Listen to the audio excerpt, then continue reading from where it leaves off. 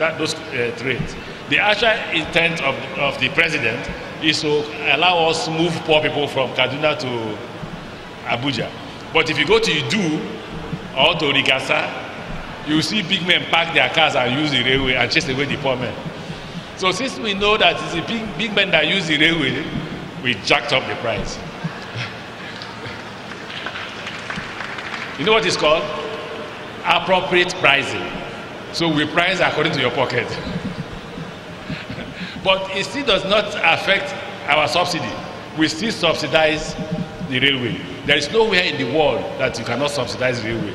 Yesterday there was strike in France by railway workers because by the time the president looked at the debt portfolio, he screamed blue mother and said they can sack him as president, he needs to reform the railways. And I was laughing. He won't go too far because railways can only make money courtesy cargo.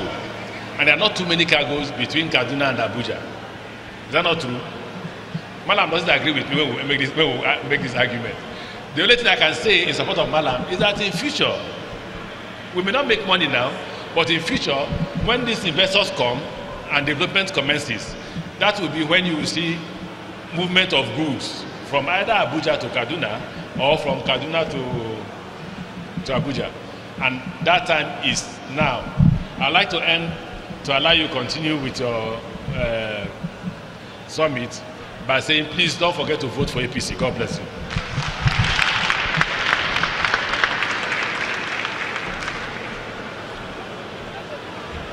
Please put your hands together for Right Honorable Chibike Amici, a friend of the Governor of Kaduna State, and took all his time that he had to be part of this occasion. Thank you so very much, sir. Thank you for being part of it. As part of activities that we have lined up, just before we get to the closing point of it all, I'd like to bring a young lady up here.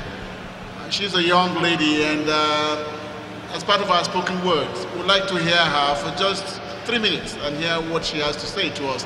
Daisy Odi, wherever you are, can you come forward here? Daisy Odi, spoken words.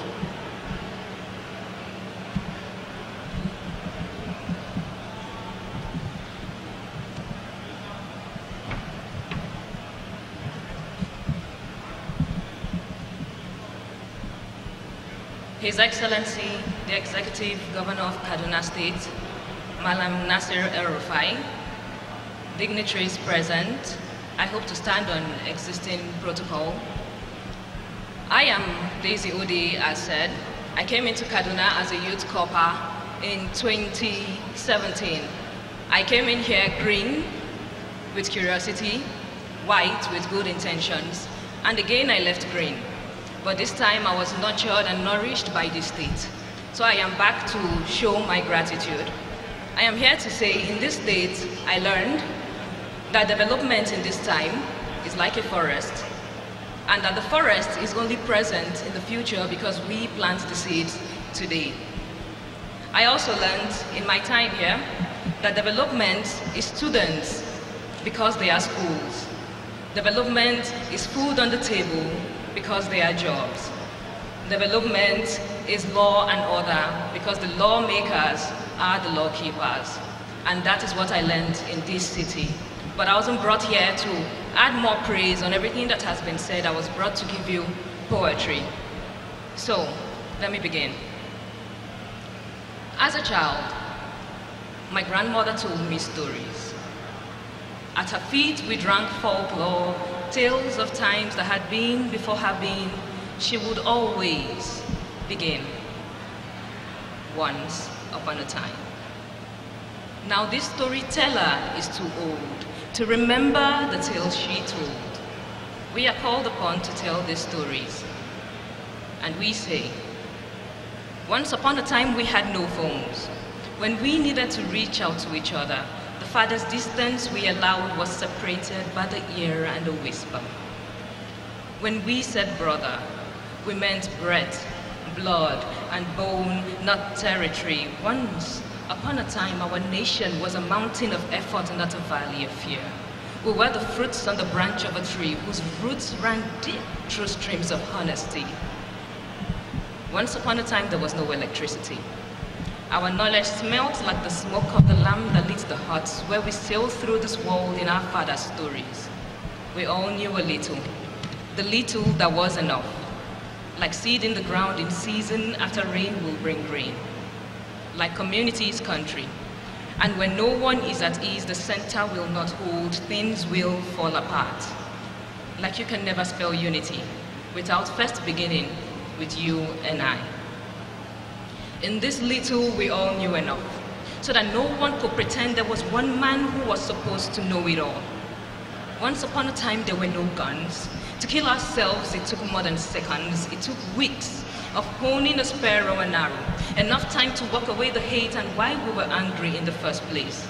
Once upon a time, there were no wars for region, religion, or resources. And when we said, I pledge, we pledged our allegiances to humanity as well as our countries.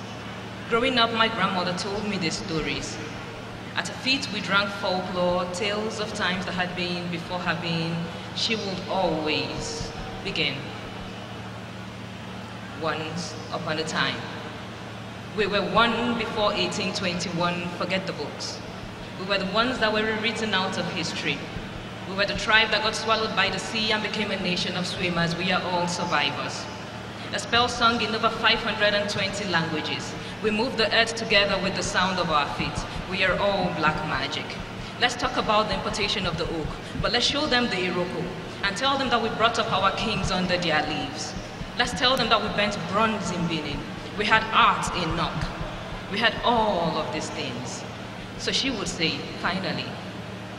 That's why when we see the sun rising in the east, we now open our hearts and we let all of the world in. We learned this is how to breathe. We don't come tight-lipped with our worry. We don't come with teeth clenched in conviction. We always come ready and welcome. As a child, my grandmother told me these things. At her feet, we drank folklore, tales of times that had been before her being. She would always begin. Once upon a time. Now this storyteller has been laid to rest, and we try to tell her stories the way we know best. So even we now have to begin. Once upon a time.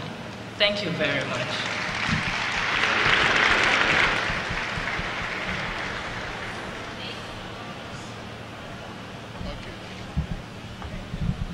Can we still put our hands together for Daisy Ode?